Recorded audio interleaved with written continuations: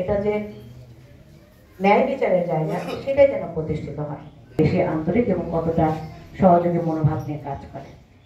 বিভিন্ন এলাকায় কম প্রতিষ্ঠান আছে যেখানে সরকারি সাহায্য সহযোগিতা অনেক ক্ষেত্রে তাদের প্রতিষ্ঠান স্থাপন করার যে উদ্দেশ্য, দেশে আমরা সেইভাবে আমাদের বাচ্চাদেরকে জোর করে না, তাদেরকে ভালোবাসা দিয়ে অনেকে মাদ্রাসা করে। দেখা যাচ্ছে মাদ্রাসার ব্যবস্থাপনা বা বাচ্চাদেরকে হাসবে, খেলবে, দৌড়াবে, যখন তারা দেখবে যে 5 ওয়াক্ত নামাজে কেন আমাদের মহানবী সাল্লাল্লাহু আলাইহি সাল্লাম তিনি উঠে বাচ্চারা খেলা করছে।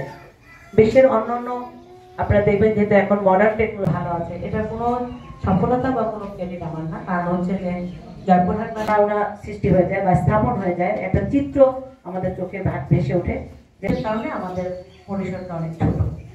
তো আমরা তার মধ্যে থেকে চেষ্টা করবো।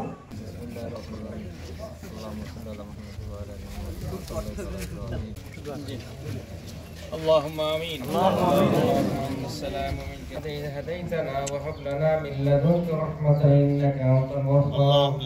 আল্লাহ মাহে রমজানের উসিলে আল্লাহ তুমি আমাদের সকলকে কবুল করে নাও। ইয়া আল্লাহ মসজিদ হয়েছি আল্লাহ তোমার সন্তুষ্টিতে উপস্থিত হয়েছি। ইয়া আল্লাহ মাদ্রাসাকে আল্লাহ তুমি করে এবং সকলকে আল্লাহ তুমি মকবুল বান্দা হিসেবে কবুল করে নাও। ইয়া আল্লাহ আমরা যারা হাত তুলেছি তুমি আমাদেরকে কবুল করে নাও। ইয়া আল্লাহ মসজিদ এই দারুল উলুম মাদ্রাসাকে কবুল করে নাও।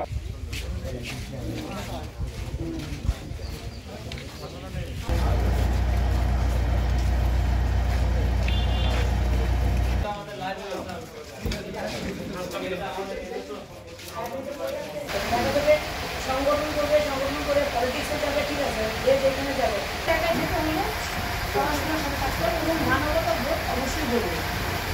কিন্তু প্রতিষ্ঠান কি থেমে আছে? থেমে নাই।